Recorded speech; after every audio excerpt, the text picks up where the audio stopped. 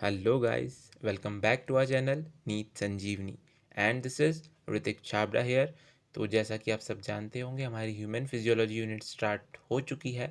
हम उसमें digestion and absorption chapter की वीडियो पहले ही अपलोड कर चुके हैं। उसके बाद आज नंबर है उसके अगले चैप्टर का जो कि है breathing and exchange of gases. तो चलिए शुरू करते हैं। इस चैप्टर में हम बेसिकली डील करेंगे गैसेस के एक्सचेंज से। ऑक्सीजन जो कि हमें ज़रूरत होती है to break down nutrient molecules like glucose to derive energy, जिससे कि हम वेरियस एक्टिविटीज़ परफॉर्म कर सकते हैं। उसके बाद जो कार्बन डाइऑक्साइड है वो इस प्रोसेस में एज अ बाय प्रोडक्ट निकलती है जो कि हार्मफुल होती है, तो उसको हमें एक्सक्लूड आउट करना होता है, उसको हमें रिलीज आउट करना होता है। तो इस प्रोसेस को of exchange of O2 from the atmosphere with CO2 produced by the cells is called breathing, जिसको कि हम रेस्पिरेशन भी बोल देते हैं। तो स्टेप बाय स्टेप इस चैप्टर में आगे बढ़ते हैं। सबसे पहले बात करते हैं कुछ ऑर्गेनिज्म के रेस्पिरेटरी ऑर्गन्स के बारे में, फिर बात करेंगे ह्यूमन रेस्पिरेटरी सिस्टम के बारे में, फिर इसका थोड़ा मैकेनिज्म जानेंगे, ब्रीदिंग का मैकेनिज्म कैसे होता है, ये ट्रांसपोर्ट कैसे होता है गैसेस का, एंड देन इसको रेगुलेट कैसे किया जाता है, and then disorders of respiratory system. तो चलिए शुरू करते हैं कुछ ऑर्गेनिज्म से जो कि रेस्पिरेटरी ऑर्गन्स होते हैं, डिपेंड करते हैं mainly on their habitats and levels of organisation.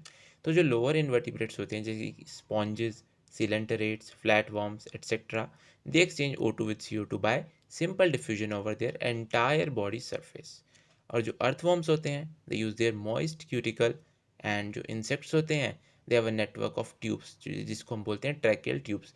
तो आप देख रहे हैं कैसे ही जैसे जैसे हम फाइलम्स में आगे इवॉल्व करते जा रहे हैं, तो उसी के साथ रेस्पिरेटरी ऑर्गन्स भी थोड़े डेवलप होते जा रहे हैं। इंसेक्ट तक आते आते ट्रैकियल ट्यूब्स में कन्वर्ट हो चुके हैं जो कि हेल्प करते हैं to transport atmospheric air within the body. अब जो एक्वेटिक आर्थ्रोपोड्स होते हैं उनकी बात करें तो उनमें गिल्स प्रेजेंट होते हैं।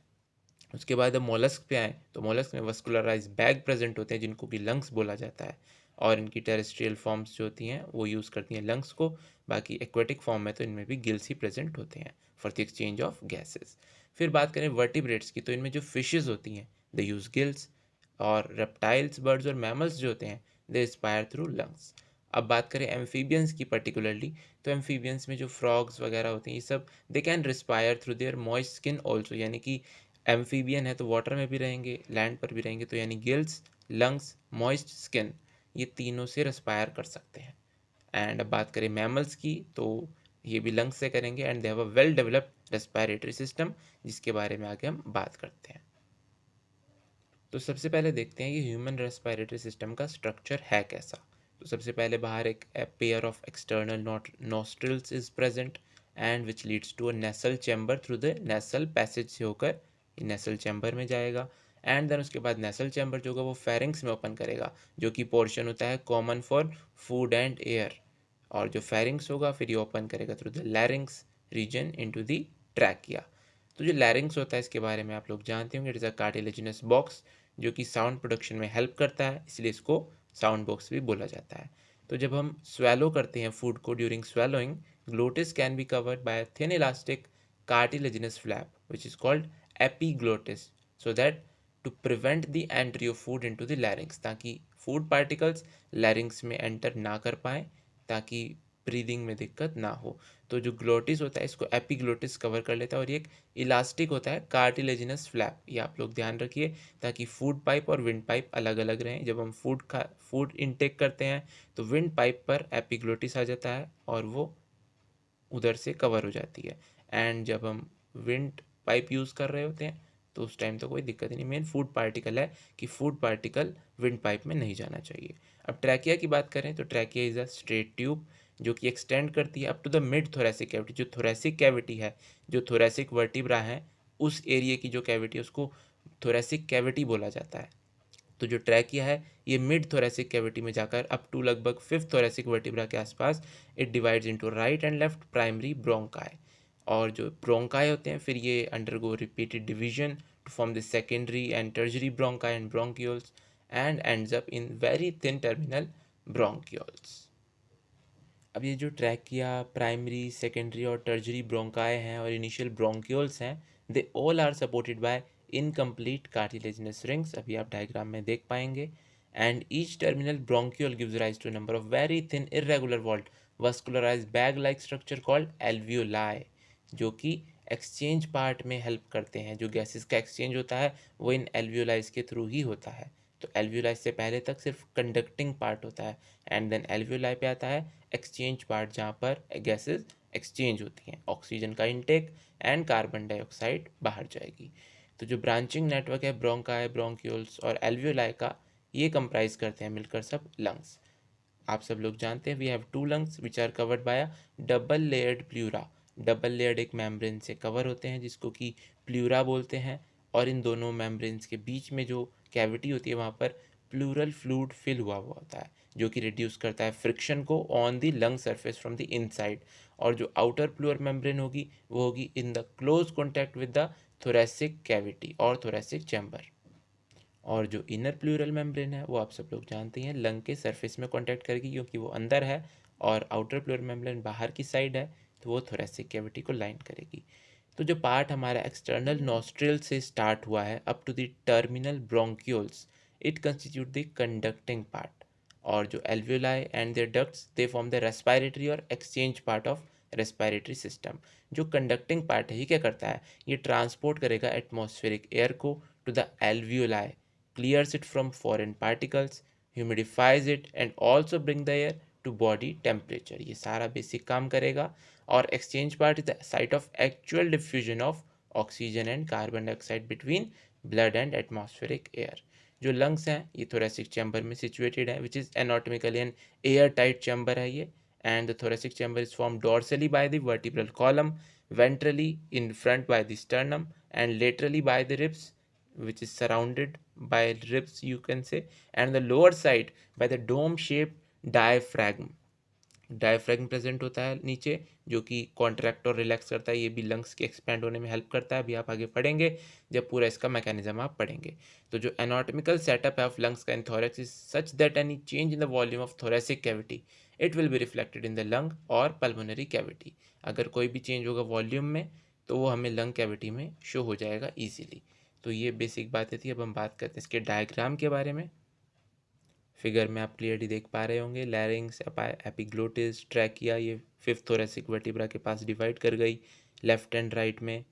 तो उसके बाद ये आगे फिर देखिए जो प्राइमरी ब्रोंका है, सेकेंडरी ब्रोंका है, आगे ये भी कार्टिलेजिनस रिंग से सपोर्टेड हुए हुए हैं लंग के अंदर तक भी। तो ये प्लूरल मेम्ब्रेन्स आप देख सकते हैं, एल्वियोलाई है अंदर, एंड देन ब्रोंक्यूल्स। तो ये सब आप डायफ्रैगम देख सकते हैं, और हार्ट प्रेजेंट होता है लंग्स के। लेफ्ट लंग जो होता है हमारा, इसलिए वो थोड़ा सा छोटा होता है राइट लंग के कंपैरिजन में। जो राइट लंग होता है उसमें 3 लोब्स प्रेजेंट होते हैं, और जो लेफ्ट लंग होता है उसमें 2 लोब्स प्रेजेंट होते हैं ओनली। तो ये था आपका लंग का टॉपिक। उसके बाद आगे बढ़ते हैं मैकेनिज्म पर। तो मैकेनिज्म ब्रीदिंग का सिंपल सा है, एक बार इंस्पायरेशन होगा जिसमें कि ऑक्सीजन आएगी, फिर एक्सपायरेशन होगा जिसमें कि कार्बन डाइऑक्साइड बाहर जाएगी। तो कोई ऐसी बड़ी बात नहीं है इसमें, सिंपल सा प्रोसेस है। आप सब लोग जानते हैं कि जो एयर का मूवमेंट होता है वो होता है हाई प्रेशर से लो प्रेशर पे जनरली। तो हमें क्या करना है, हमें बाहर से एयर अंदर लेनी है। तो बाहर का प्रेशर हाई होना चाहिए, अंदर का कम। तो अंदर का प्रेशर कम बनाने के लिए there is a negative pressure in the lungs with respect to atmospheric pressure. जो कि इंट्रा पल्मोनरी प्रेशर है उसको थोड़ा कम कर दिया जाता है उसकी वॉल्यूम इंक्रीज करके। यहाँ पर आप देख सकते हैं movement of air into and out of the lung is carried out by creating a pressure gradient between the lungs and the atmosphere।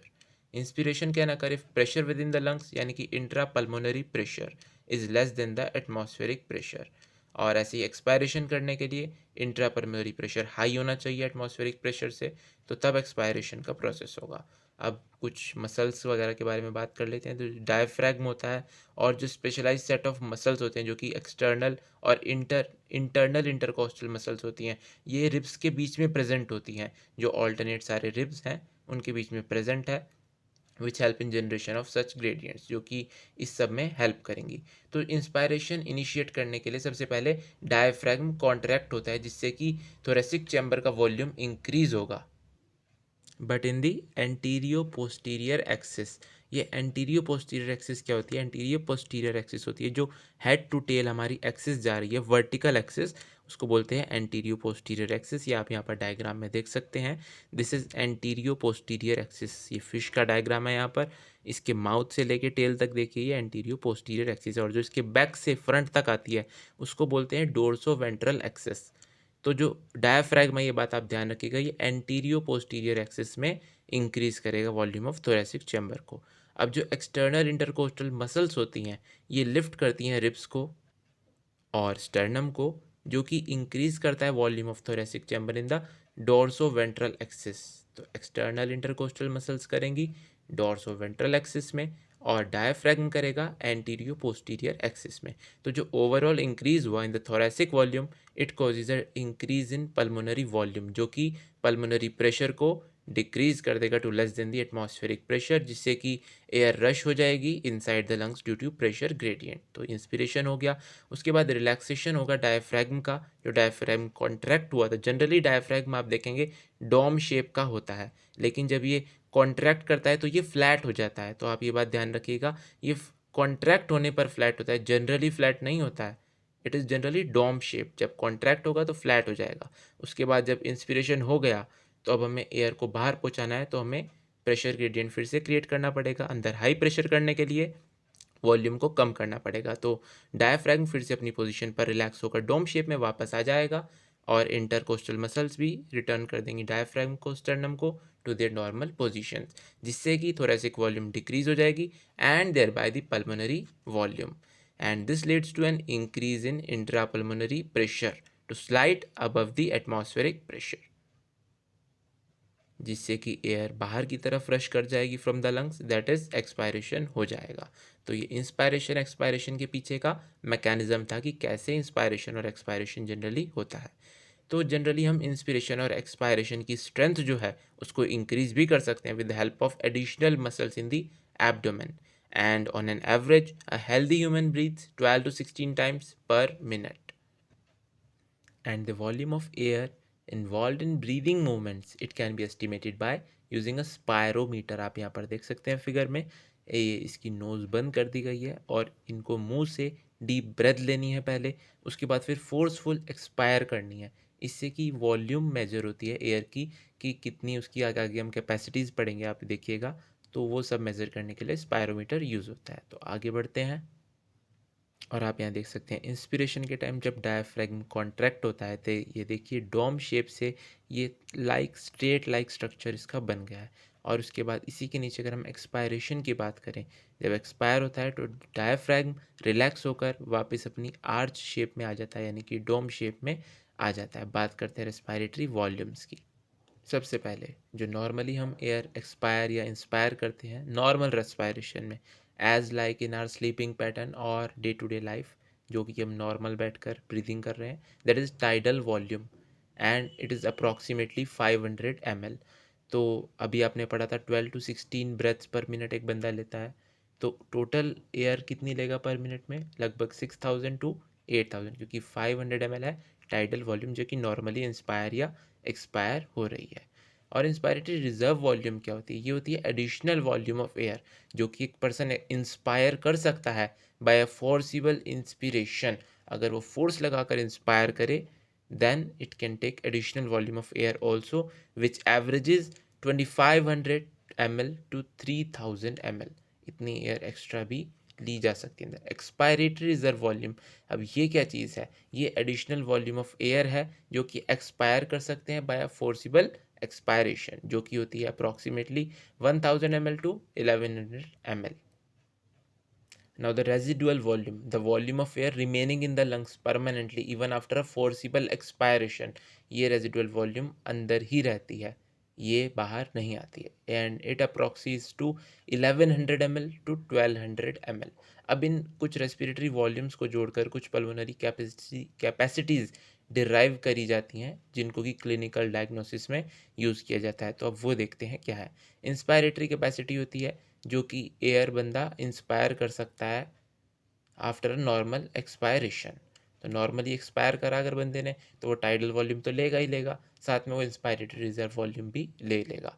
तो this is inspiratory capacity, this is TV plus IRV. Expiratory capacity में क्या होगा, normal inspire करे air, उसके बाद expire करे forcefully, तो उसमें हो जाएगी expiratory capacity TV plus ERV, क्योंकि टाइडल वॉल्यूम तो वो रिलीज करने ही वाला था, साथ में अगर वो फोर्स लगा देगा तो एक्सपायरेटरी रिजर्व वॉल्यूम और साथ में चली जाएगी। अब ये फंक्शनल रेजिडुअल कैपेसिटी क्या है, volume of air that will remain in the lungs after a normal expiration. अगर हम नॉर्मली एयर एक्सपायर कर रहे हैं तो रेजिडुअल वॉल्यूम तो अंदर ही रहने वाली है, चाहे फोर्सिबल भी एक्सपायर कर दें, लेकिन फोर्सिबल एक्सपायर नहीं किया, नॉर्मल एक्सपायर किया, इसलिए जो एक्सपायरेटरी रिजर्व वॉल्यूम है वो भी इसी में रह गई है लंग में ही, तो इसलिए उसको बोला गया है फंक्शनल रेजिडुअल कैपेसिटी। अब वाइटल कैपेसिटी की बात करें तो maximum volume of air a person can breathe after a forced expiration. अगर फोर्सफुली एक्सपायर करा है तो हम टाइडल वॉल्यूम तो ले ही रहे थे, अब इंस्पायरेटरी रिजर्व वॉल्यूम भी ले सकते हैं अगर फोर्सफुली इंस्पायर कर रहे हैं हम एक्सपायर करने के बाद। अब एक्सपायर फोर्सफुली किया हुआ है तो एक्सपायरेटरी रिजर्व वॉल्यूम भी बाहर जा चुकी है, तो उसे भी अंदर लिया जा सकता है। तो वाइटल कैपेसिटी क्या होगी, ERV plus TV plus IRV, और the maximum volume of air a person can breathe out after a force inspiration. इसको ऐसे भी बोल सकते हैं और वैसे भी बोल सकते हैं, यानी इंस्पायर कह लो चाहे एक्सपायर कह लो। और टोटल लंग कैपेसिटी की बात करें तो it is a total volume of air accommodated in the lungs at the end of a forced inspiration. This includes RV, ERV, TV and IRV, और vital capacity plus residual volume. आपको इस form में भी question दिए जा सकते हैं, जैसे कि आप यहाँ देख पा रहे हैं वाइटल कैपेसिटी, आपको वाइटल कैपेसिटी पता होनी चाहिए, इसलिए क्या होती है, तो vital capacity plus residual volume is total lung capacity. ये थी आपकी थोड़ी बहुत capacities. Now we will discuss how the exchange of gases occur. अब जो एल्वियोलाई होते हैं they are the primary sites for exchange of gases.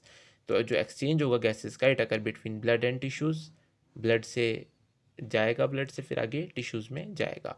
तो जो ऑक्सीजन और कार्बन डाइऑक्साइड है, these are exchange in these sites by simple diffusion, जो कि मेनली डिपेंड करेगा प्रेशर ग्रेडियंट पे या कंसनट्रेशन ग्रेडियंट पे। सॉल्युबिलिटी ऑफ गैस भी डिपेंड करेगी, थिकनेस ऑफ मेम्ब्रेन भी डिपेंड करेगी कि कितनी तेज़ी से होगा डिफ्यूजन, कि जो रेट ऑफ डिफ्यूजन है उसको इफ़ेक्ट करेंगी solubility of gas, thickness of membrane, pressure gradient, तो ये सब अफेक्ट करेंगे।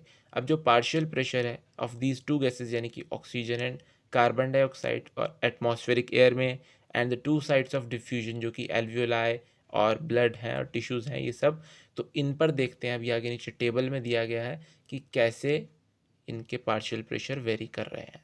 ये आप नीचे यहाँ पर देख रहे हैं। यस, तो एटमॉस्फेरिक एयर में ऑक्सीजन का प्रेशर था 159, देन एल्वियोलाई में कितना था 104, तो इसलिए एयर वहाँ से रश कर गई एल्वियोलाई में। High pressure to low pressure, ये प्रेशर है mmHg में। ओके, देन नाउ एल्वियोलाई में 104 है। अब जो डीऑक्सीजनेटेड ब्लड है जो कैपिलरीज में साथ में फ्लो होकर जा रहा था, उसमें था 40 mmHg प्रेशर ऑक्सीजन का। तो हाई प्रेशर से फिर लो प्रेशर पर गई, एल्वियोलाई से गई ब्लड में जो कि डीऑक्सीजनेटेड था। अब ऑक्सीजन गई तो ये कैसा हो गया, ऑक्सीजनेटेड, तो इसका प्रेशर हो गया 95 mmHg। अब टिश्यूज़ में ऑक्सीजन का प्रेशर जो कि यूज़ कर रहे हैं लगातार ऑक्सीजन को, तो वहाँ पर था 40 mmHg, तो ऑक्सीजनेटेड ब्लड से टिश्यूज़ में चली गई ऑक्सीजन। अब उन्होंने कार्बन डाइऑक्साइड रिलीज़ करी, तो ऑक्सीजन टिश्यूज़ में कितनी थी 40 थी, तो उसके बाद कार्बन डाइऑक्साइड जब इन्होंने रिलीज़ करी ऑक्सीजन मिलने के बाद, तो टिश्यूज़ में कार्बन डाइऑक्साइड कितनी हो गई, नीचे आ जाइए 40 के 45 mmHg। तो कार्बन डाइऑक्साइड ज़्यादा हो गई टिश्यूज़ में और ब्लड में कम है, ब्लड में 40 है, तो टिश्यूज़ से ब्लड में रश कर जाएगी कार्बन डाइऑक्साइड। यहाँ से उल्टा चलना है, नीचे सेकेंड वाली लाइन में उल्टा चलना है हमको। अब डीऑक्सीजनेटेड हो गया ब्लड, तो CO2 कितनी हो गई इसमें 45 mmHg। अब एल्वियोलाई में कितनी है 40, तो डीऑक्सीजनेटेड ब्लड से फिर एल्वियोलाई में चली गई। अब एटमॉस्फेरिक एयर में कितनी है 0.3, तो एल्वियोलाई से फाइनली एटमॉस्फेरिक एयर में रश आउट कर जाएगी। आपको ये अगर याद रखने ज़रूरी है आई थिंक, क्योंकि इससे क्वेश्चन पूछा जा सकता है। तो आप 159 याद रख लीजिए और 104, बाकी तो 40, 45, 40 की फॉर्म में आप याद रख सकते हैं। ये ऊपर आपको याद रहेंगे, पहले एटमॉस्फेरिक एयर में होती है, फिर alveoli, then deoxygenated blood, then oxygenated blood and then tissues. तो आप 159 और 104 याद रखें, 40, 45, 40 ये याद रख लीजिए, और 45 की जगह ऑक्सीजन के केस में 95 होगा, ये बात ध्यान रखिएगा। तो 40, 95, 40, तो 40 के नीचे क्या आएगा, 40 के नीचे 40 तो नहीं आ सकता, तो 40 के नीचे देन 45, फिर उल्टा चलेंगे 45, 40, 45, 40। एंड एटमॉस्फेरिक एयर में आप सब लोग जानते हैं CO2 का प्रेशर होता है 0.3 mmHg। तो ये इस फॉर्म में आप टेबल को याद कर सकते हैं। अब जो कंसेंट्रेशन ग्रेडियंट है ऑक्सीजन का from alveoli to blood and blood to tissues, और ऐसे ही ऑपोजिट डायरेक्शन में CO2 का from tissues to blood and blood to alveoli. तो ये कंसेंट्रेशन ग्रेडियंट हमें देखने को मिला इस टेबल के थ्रू। अब हम सॉल्युबिलिटी ऑफ CO2 की बात करें तो it is 20 to 25 times higher than oxygen. तो इसका जो रेट ऑफ डिफ्यूजन होगा it is much faster than the oxygen. अब डिफ्यूजन मेम्ब्रेन होती है जो एल्वियोलाई और ये इन सब के बीच में जो डिफ्यूजन मेम्ब्रेन फॉर्म होती है ये 3 मेजर लेयर्स से फॉर्म होती है। The thin squamous epithelium of alveoli, जो एल्वियोलाई का एपिथेलियम होगा वो स्क्वामस एपिथेलियम होता है। And the endothelium of alveolar capillaries, जो एल्वियोलाई के पास से कैपिलरीज जा रही हैं उनकी एंडोथीलियम एक मेम्ब्रेन ये हो गई। और तीसरी होती है the basement substance in between them. तो ये तीनों मिलकर बनाते हैं डिफ्यूजन मेम्ब्रेन जो कि much less than a millimetre thickness की होती है। And all the factors in our body are favourable for diffusion of O2 from alveoli to tissues and that of CO2 from tissues to alveoli. ये automatic system है, अपने आप favourable है हमारी body में सारे फैक्टर्स। उसके बारे में भी आगे ट्रांसपोर्ट में हम एक और बार बात करेंगे, आप यहाँ डायग्राम में देख सकते हैं। बाकी एल्वियोलर कैविटी एंड ये एल्वियोलर वॉल है 1 cell thick and this is basement substance in between these and this is blood capillary, और इसमें एंडोथीलियम होगी एल्वियोलर कैपिलरीज की। ये डायग्राम आप जो देख रहे हैं इस डायग्राम में भी उस टेबल को ही बेसिकली रिप्रेजेंट किया गया है कि एल्वियोलाई में ऑक्सीजन का पार्शियल प्रेशर 104 था, CO2 का 40 था। एंड देन यहाँ से फिर आगे मूव करी थी है, ऑक्सीजन मूव करेगी नीचे पल्मोनरी आर्टरी के थ्रू जाएगी, ऑर्गन्स में जाएगी सारे, फिर उसका कम हो जाएगा प्रेशर, देन CO2 निकलेगी, उसका प्रेशर हाई होगा, वो एल्वियोलाई में रश कर जाएगी, फिर एल्वियोलाई से वो एक्सपायर हो जाएगी outside of the body.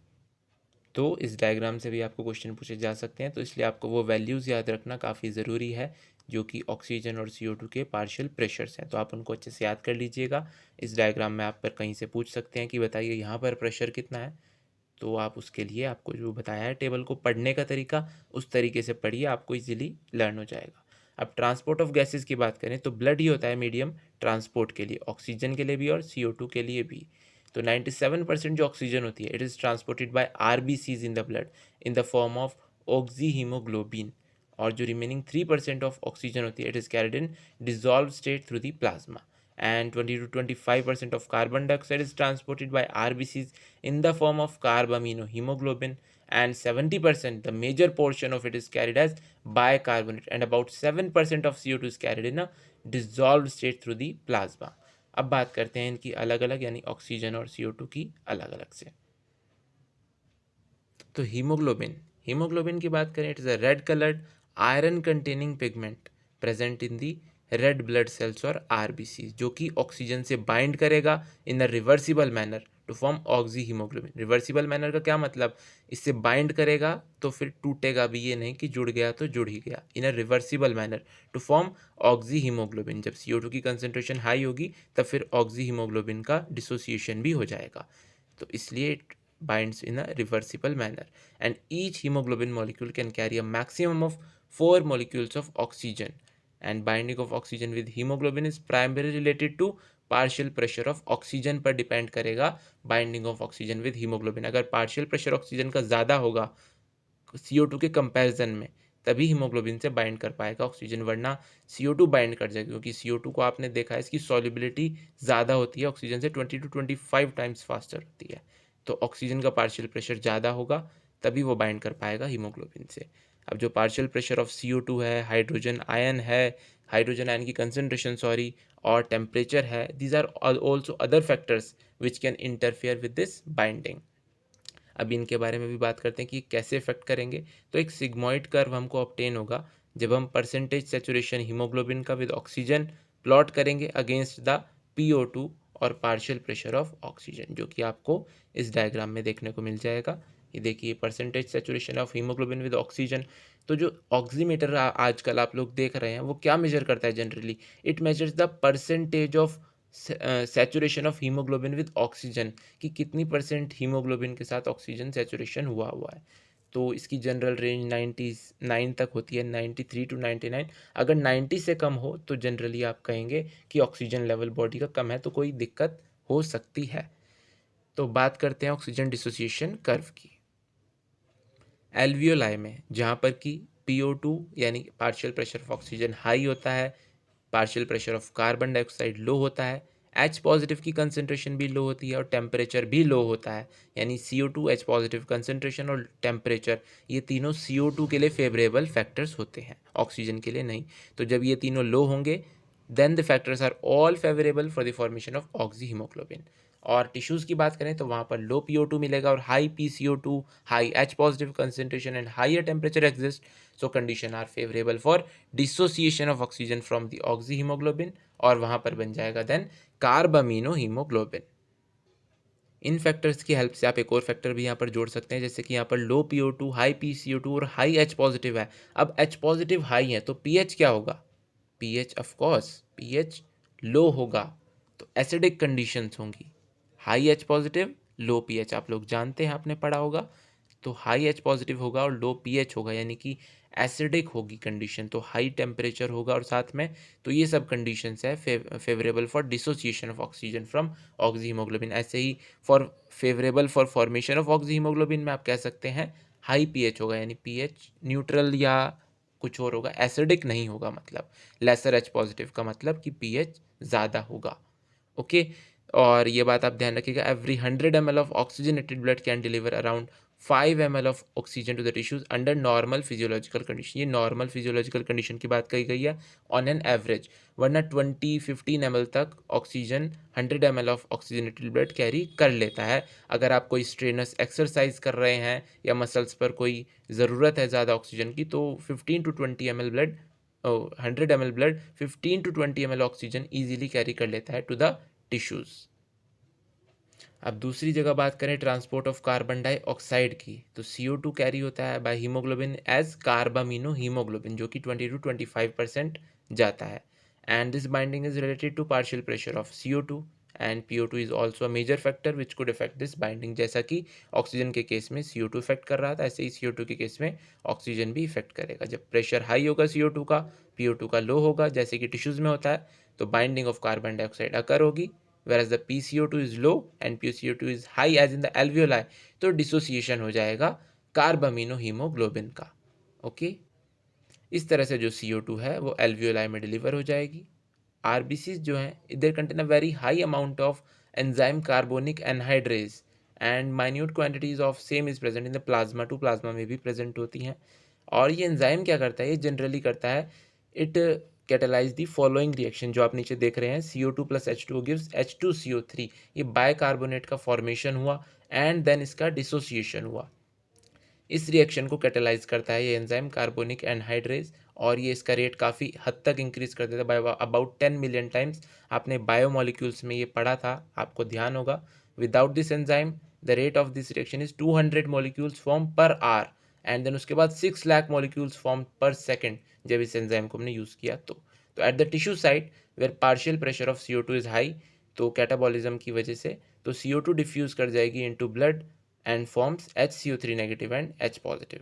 And at the alveolar site जहाँ पे PCO2 is low, the reaction proceeds in the opposite direction, जो कि CO2 और H2O फॉर्म करेगा, जिससे कि CO2 trapped as a bicarbon at the tissue level transported to the alveoli and finally it is released out as CO2, and every 100 ml of deoxygenated blood carry 4 ml of CO2 to the alveoli। अब बात करते हैं इसके regulation की, ये पूरा inspiration expiration का procedure regulate होता कैसे है, तो चलिए देखते हैं। रेगुलेशन के लिए जनरली हमारे ब्रेन के मेड्यूलर रीजन में एक स्पेशलाइज सेंटर प्रेजेंट होता है जिसको हम बोलते हैं respiratory rhythm centre, which is primarily responsible for this regulation. एक और सेंटर प्रेजेंट होता है ब्रेन में ही जो कि पॉन्स रीजन में प्रेजेंट होता है, जिसको हम बोलते हैं न्यूमोटैक्सिक सेंटर, जो कि मॉडरेट करता है function of respiratory rhythm centre, उसको हेल्प करता है, उसको मॉडरेट करता है फंक्शंस को, उसके जो रेस्पिरेटरी रिदम सिस्टम के फंक्शन हैं जो कि इंस्पायरेशन एक्सपायरेशन को कंट्रोल करना, उनको मॉडरेट करता है। जैसे कि it can reduce the duration of inspiration and thereby alter the respiratory rate, तो ये सब काम करेगा न्यूमोटैक्सिक सेंटर। एक कीमोसेंसिटिव एरिया भी प्रेजेंट होता है situated adjacent to the rhythm centre, जो कि हाईली सेंसिटिव होता है to CO2 and H positive ions. अगर इन सब्सटेंसेस में इंक्रीज होता है, it can activate this centre which in turn can signal the rhythm centre. Finally rhythm centre के पास ही जाएंगे सारे to make necessary adjustment in the respiratory process, जिससे कि ये सब्सटेंस एलिमिनेट हो सकें। तो एओर्टिक आर्च और कैरोटिड आर्टरी आपने इनके बारे में सुना होगा। जो कैरी करती हैं ब्लड को to the head region and the neck region from the left ventricle से निकलती है जब एओर्टा के फॉर्म में, तो ये एओर्टिक आर्च और कैरोटिड आर्टरी है, ये हेड और नेक में या ऊपर के एरियाज में ब्लड पहुंचाने का काम करती है, which can also recognise change in CO2 and H positive. तो इनके पास भी रिसेप्टर एसोसिएटेड होते हैं इन दोनों आर्टरीज के पास, and they also send necessary signal to the respiratory rhythm centre for remedial actions. और जो ऑक्सीजन का रोल है in the regulation of respiratory rhythm centre, it is quite insignificant. Oxygen के रोल से ज़्यादा फर्क नहीं पड़ता, CO2 और H पॉजिटिव के रोल से फ़र्क पड़ता है। अगर इनकी कंसनट्रेशन हाई होगी तो चेंजेस किए जाएंगे सिस्टम में, जो इंस्पिरेशन एक्सपायरेशन का रेट है उसको इंक्रीज तब किया जाएगा रेस्पिरेशन के रेट को। तो ये था रेगुलेशन सिंपल सा। इसके बाद बात करें डिसऑर्डर्स की, तो डिसऑर्डर्स में सबसे पहला आता है asthma, which is difficulty in breathing due to inflammation of bronchi and bronchioles causing wheezing, जो कि वीजिंग होती है आवाज़ में, तो अस्थमा में ये दिक्कत होती है। एम्फाइजमा की बात करें, it is mainly due to cigarette smoking. इसमें क्या होता है, it is a chronic disorder जिसमें कि एल्वियोलर वॉल्स जो होती हैं वो डैमेज हो जाती हैं, जिससे कि रेस्पिरेटरी सरफेस, क्योंकि एल्वियोलाई ही रेस्पिरेटरी सरफेस है, तो वो डिक्रीज़ हो जाता है, तो उससे फिर रेस्पिरेशन में दिक्कत होती है क्योंकि रेस्पिरेटरी सरफेस डिक्रीज़ हो गई है। नेक्स्ट बात करें तो ऑक्यूपेशनल रेस्पिरेटरी डिसऑर्डर्स जो होते हैं, ये क्या होता है सर्टेन इंडस्ट्रीज़ में जो कि स्पेशली इन्वॉल्व करें ग्राइंडिंग और स्टोन ब्रेकिंग जिनमें काम होता है, या फिर so much dust is produced, तो डिफेंस मैकेनिज्म जो बॉडी का होता है it can not fully cope with the situation. तो ऐसी सिचुएशंस में जो लॉन्ग एक्सपोजर होता है it can give rise to inflammation leading to fibrosis, जैसे कि प्रोलिफरेशन ऑफ फाइब्रस टिश्यूज, जो फाइब्रस टिश्यूज प्रेजेंट होते हैं उनमें डैमेज हो जाता है, and thus causing serious lung damage, and the workers in such industries should wear protective mask. So तभी उनकी केयर हो पाएगी प्रॉपर, तो उनको अपना ध्यान अपने आप रखना पड़ता है। काफ़ी खतरनाक काम है ऐसी जगहों पर काम करना, तो जो लोग काम करते हों, अगर किसी की फैमिली में कोई हो काम करता हो ऐसी जगह पर, तो they must where protective mask, high protective mask, ताकि उनकी बॉडी को किसी प्रकार की दिक्कत ना हो सके, क्योंकि काम करना भी बहुत ज़रूरी है, आपको जो काम मिला है। तो फाइब्रोसिस सिलिकोसिस ऐसी इसमें डिसीज़ हो जाती हैं, डिसऑर्डर्स हो जाते हैं। ये था आपका चैप्टर रेस्पिरेटरी सिस्टम, या आप कह सकते हैं breathing and exchange of gases. इसके क्वेश्चन आपको टेलीग्राम पर मिल जाएंगे, नीचे मैं आपको लिंक दे दूंगा, आप वहाँ पर ट्राई कर सकते हैं। अगर आपको ये चैप्टर समझ आ गया तो आप इजीली वो क्वेश्चन कर पाएंगे। नहीं समझ में आया, एक बार दोबारा से गो थ्रू कीजिए चैप्टर को, NCERT से पढ़िए, वीडियो को देखिए और क्वेश्चंस लगाइए। जितने ज़्यादा आप क्वेश्चंस लगाएंगे आपके कॉन्सेप्ट्स इंक्रीज़ होंगे। मैंने एक स्ट्रैटेजी की वीडियो बनाकर डाली थी अभी 1-2 दिन पहले, आप उसको भी ट्राई कीजिए, मैं आपको लिंक डिस्क्रिप्शन में दे देता हूँ उसका भी। तो आप देखिए आपको किस तरह से इन 2 महीने में अपने आप को इम्प्रूव करना है जून जुलाई में, क्योंकि अगस्त में अभी तक के हिसाब से जो एग्ज़ाम है, तो आपको उसके लिए प्रिपेयर रहना है। अगस्त में ना सही कोई बात नहीं, सितंबर में भी हो गया तो आपको उसके लिए भी प्रिपेयर रहना है। आपको ज़्यादा से ज़्यादा क्वेश्चन निकालने हैं, बाकी आप वो वीडियो देख लेंगे, आपको समझ में आ जाएगा कि आपको क्या करना है इस टाइम। सो सब्सक्राइब कर लेना चैनल को अगर आपको हमारा कंटेंट पसंद आ रहा है तो। क्वेश्चन ट्राई करना टेलीग्राम पर जाकर। And thank you very much for watching the video up to end. Okay guys, bye bye.